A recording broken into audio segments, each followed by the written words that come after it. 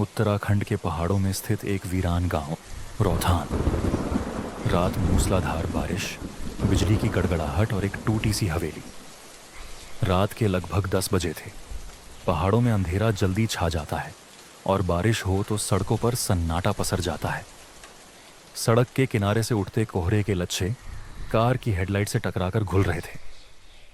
Car चला रही थी रावी, एक साहसी स्वतंत्र पत्रकार जो भारत के रहस्यमयी और डरावने किस्सों को खोजने में विश्वास रखती थी। उसके साथ थी सिया, उसकी वीडियो कैमरा पर्सन और बचपन की सहेली। रावी तू सच में पागल है, सिया ने कहा जब कार एक सुनसान पहाड़ी मोड़ पर चढ़ रही थी। ऐसे तूफान में उस भूतिया हवेली में रुकने का क्या तुक है? क्योंकि आज बारिश हो रही है, रावी ने मुस्कुराकर कहा, और उस खिड़की वाली औरत को सिर्फ बारिश में ही देखा गया है। अगर आज नहीं गई तो फिर कभी नहीं। रावी का मकसद था उत्तराखंड के रोहतान गांव की कौलधार हवेली की सच्चाई जानना। लोग कहते थे जब भी तेज बारिश होती है हवेली की एक खिड़की से कोई औरत झांकती है।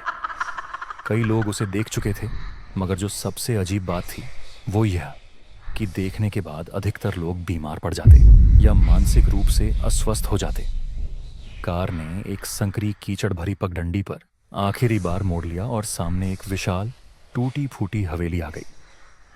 लोहे का गेट जंग लगा हुआ था जिस पर बेलों ने अपना घर बना लिया था।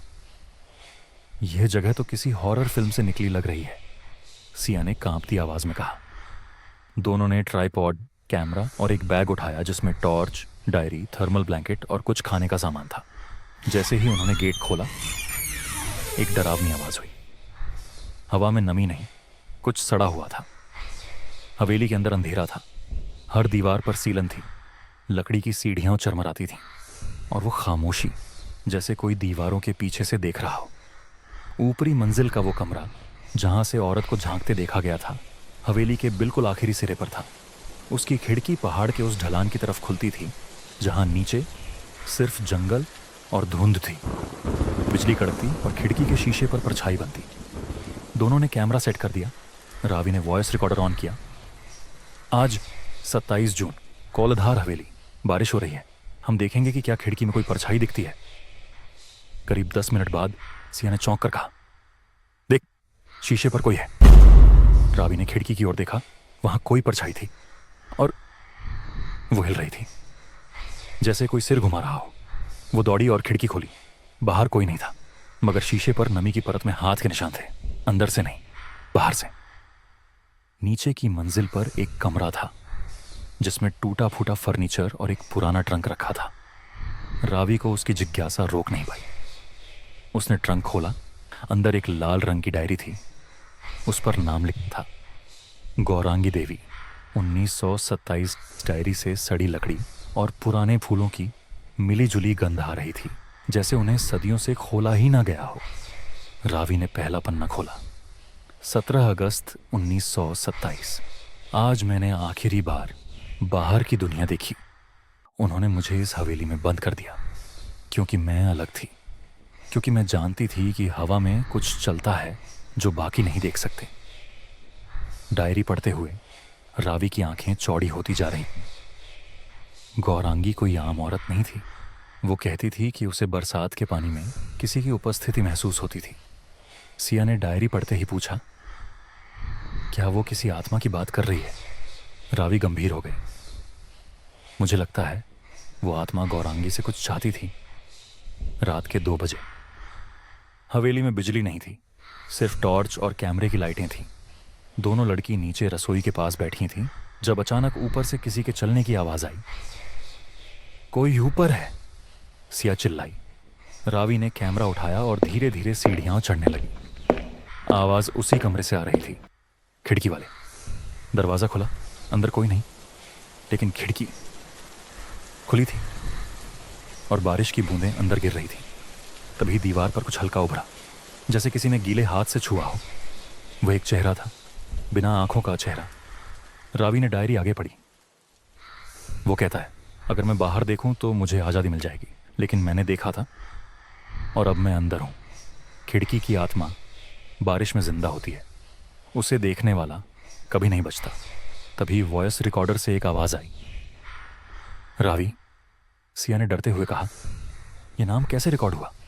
हमने तो कुछ नहीं कहा। रावी ने ठंडी सांस ली। शायद, उसने कहा। रात के करीब 3 बजे सिया सो रही थी, लेकिन रावी अब भी डायरी पढ़ रही थी। तभी खिड़की से किसी ने पुकारा, रावी। ठंडी लहराती हुई आवाज। रावी ने कैमरा उठाया और बाहर झांका। कोई नहीं था, पर जब उसने डायरी की तरफ देखा, उसका आखिरी पन्ना अपने आप खुल गया था। उसमें लिखा था, जो भी ये पढ़े खिड़की की तरफ मत देखना, वो तुम्हारा नाम लेगा, और अगर तुम पलटो तो फिर कोई वापस नहीं आता। करीब 4 बजे सुबह सिया की आंख खुली और उसने देखा कि रावी खिड़की के सामने खड़ी थी, बिल्कुल स्थिर। रावी, उसने पुकारा। रावी पलटी। उसकी आंखें पूरी काली थीं, जैसे आंखों की सफेदी गायब हो गई हो। वह मुस्कुराई। फिर उसने कहा, वो आ गया है, अब मैं जा रही हूं। कौन? सिया ने पीछे हटते हुए पूछा। गौरांगी अब नहीं है, रावी बोली। अब मैं हूं, अब तू भी देख ले। और उसने खिड़की से छलांग लगाई। बाहर कुछ झांक रहा था, कुछ जिसका चेहरा धुंध में भी नजर आ रहा था, लंबा, सफेद, बिना आंखों के। सिया ने चिल्लाते हुए आंखें बंद कर लीं। अगली सुबह गांव वाले पहुंचे। हवेली के अंदर पुलिस, डॉक्टर और कुछ रिपोर्टर। सिया बेहोश थी, मगर जिंदा। रावी, उसका कुछ पता नहीं चला। कैमरे की रिकॉर्डिंग में आखिरी दृश्य था, रावी की खिड़की के सामने खड़ी एक मुस्कुराती तस्वीर, और पीछे खिड़की से झांकता हुआ एक अंधेरा चेहरा। उसके बाद खिड़की अपने आप बंद हो गई। अब भी जब भी कोई बारिश में उस हवेली के पास जाता है, खिड़की से एक लड़की झांकती है। अगर आप उसका नाम सुन लें तो कभी पीछे मत मुड़ना।